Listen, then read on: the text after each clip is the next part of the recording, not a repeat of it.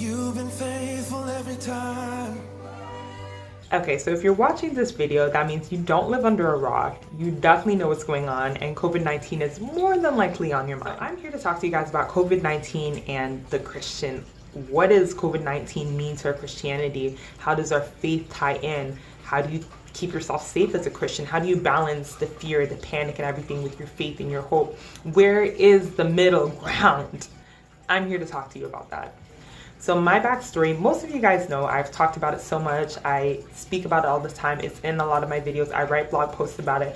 But my history with myasthenia gravis, which is an autoimmune condition, which has me on immunosuppressants, immunotherapy. Basically, I wouldn't be your ideal candidate to get COVID-19. And so that's why I feel like I'm a good candidate to come talk to you guys about maybe the faith aspect as well as the precautionary aspect, because I'm trying to balance both. So it has not been easy for me. I've gone through literally all the different phases from the oh my gosh, what is this? to, okay, God, you just gonna have to deliver me, because at this point in time, it's like they're saying you could catch it anywhere. Like, you know, I don't trust the oxygen outside, Lord. I don't. And so somewhere along the way, I've had to be like, okay, God, I don't want to lose my mind. I don't want to trip. So you need to give me some kind of sign, some kind of revelation, some kind of clarity, because it's getting crazy out here.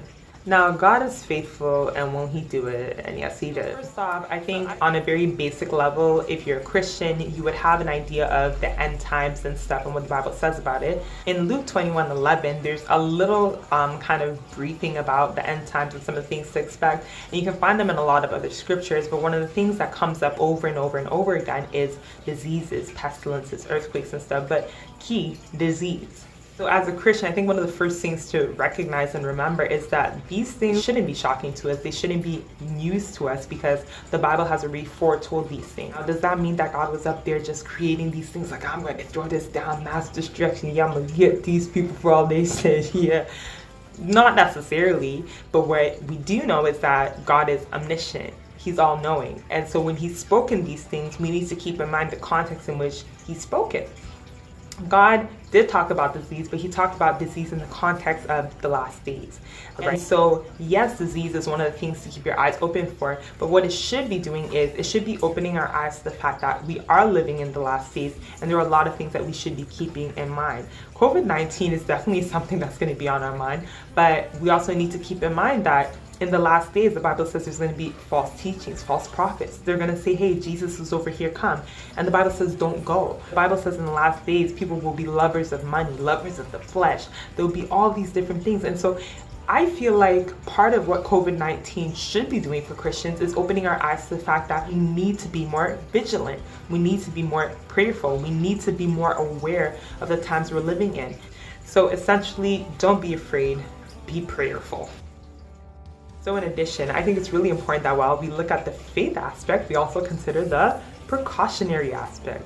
Yes, we are spiritual beings, and yes, trust me, the natural is also ruled by spiritual components and spiritual things. However, while we are still here, the same way you eat food, the same way you shower your body, you don't wait for the spirit to come and do it for you, or for the spirit to come and tell you.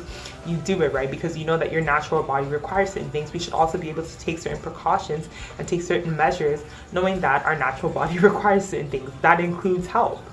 God also gave me some scriptures and opened my eyes to certain things and enlightened me on certain things that I had never really considered before.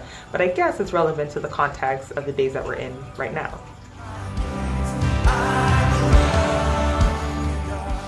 So in Exodus 12, God actually gives specific instructions to Moses and Aaron, and he tells them to go to the children of Israel and give them some specific instructions.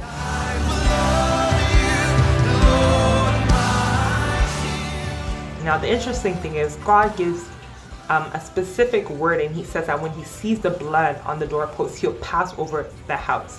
What does that essentially mean? God didn't say, hey, put it on your forehead and then go about and do your business. I'm going to pass over you. He didn't say, hey, put it on your doorpost and then go out and do whatever. I'm going to pass over you. He said, put it on your doorpost and I will pass over your house. What does that say? It meant that the instruction was for them to stay inside.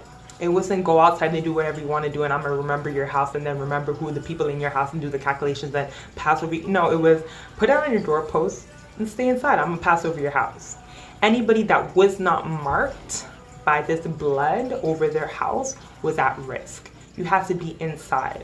They were covered by the blood, and yet the instructions were stay inside.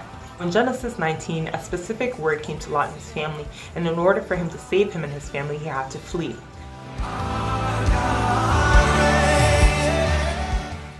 Now, whoever would heed that instruction would have been saved. However, those that decided not to heed then were left to destruction, whatever the case may be. So you have two different scenarios here where, on one hand, Lot was in the midst of the city and God had to remove him and destroy that city. But he did that through instruction. And then you have, on the other hand, in Moses' time, where the people were in the midst of the destruction and God had to give a specific instruction to spare those people even in the midst of that plague. And so you can see that by instruction and instruction alone were the people to know what to do. And so God was essentially telling me that there are different seasons that require different things. And so there are specific instructions for seasons that will change. Will every season be like the season we're in now? No. Will every season require the things that we require now? No. But we need to heed that instruction in the season that we're in if we want to be what? Saved, if we want to be kept. Now, he also opened my eyes to the story of David and Bathsheba. That story can be found in 2 Samuel 11. We all know that there was a war at this time and David was supposed to be at war, and instead of being at war, homeboy was like, I'm gonna just stay back, I'm gonna chill, I don't really feel like it this time. Now, David decided that in the season of war, he wasn't going to do what was required of him. He stayed back, and it led to so many things, which included him doing the unthinkable with Bathsheba, who was a married woman, and that led to other grave sins, which led to a form of destruction in his household. Another great example is the story of Gideon and the 300 soldiers, which can be found in Judges 7. Gideon was going off to fight a battle, and he took a whole lot of soldiers. He was just like, all right, guys, rally it up. All right, 15,000, 30,000, 100,000, let's go, let's get it. Hey, we gonna destroy them. And God was like, you tripping, you can knock that down. So they started just knocking and knocking and knocking and knocking it down until it came down to 300. And I'm sure Gideon was like, all right, Lord, that's what you, all right. But God knew exactly what he was doing. You see, the interesting thing about God is whenever we find ourselves in a season, he knows exactly what is necessary for that season. Why is it important to heed instructions? It's important because there are people that have certain information that you don't. And so we have to be able to humble ourselves to actually hear what they're saying. Follow instructions. Does that mean that what they say is the be it and end all? No, but it does mean that they might have something to offer us that we might not be privy to, or some information that could actually be helpful to us. So one of the last things I want to highlight is that it is so important for us to meditate on the things that are good, that are pure, the things that are right and just, because I don't know if you've noticed, there's a lot of panic posting, false news, fake news, all these things going around. People are literally just posting anything and everything, not fact checking. They're not actually making sure it's from a reliable source and all these things. They're just posting, and it's stirring up more fear. But I believe that why the Bible is telling us to meditate on the things that are good, the things that are pure, the things that are just and right, it's because generally, if your mind is in a good place, even if you're sick, you actually recover better, right? The Bible talks about joy being like medicine to the soul, and laughter is good for the body.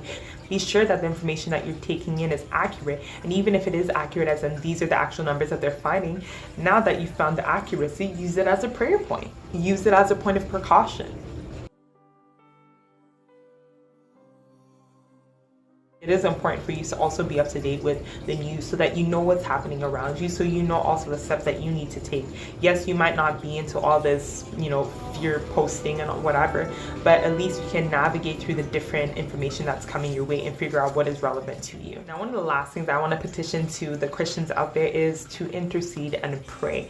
Now, the interesting thing about the story between Pharaoh and Moses is that every time Pharaoh did something and God would strike him with something, Pharaoh would come back and be like, lead on my behalf to your God for him to take away this whatever. And interestingly enough, every time Moses would go to God, God would do it, or God would give some kind of word or instruction or whatever. And if Pharaoh obeyed, then it would, for the most part, go away. So this tells us that even as things are happening around us, we can actually intercede, we can actually pray, and we can actually affect change. I've seen prayer do many miracles in my life, and so for me, I'm like, listen, this is the best of both worlds. I get to balance both of these things. I get to kind of throw them into a big pot, make a concoction, and just take it all in. What is that? Precaution and safety with faith and hope. and prayers and all these things.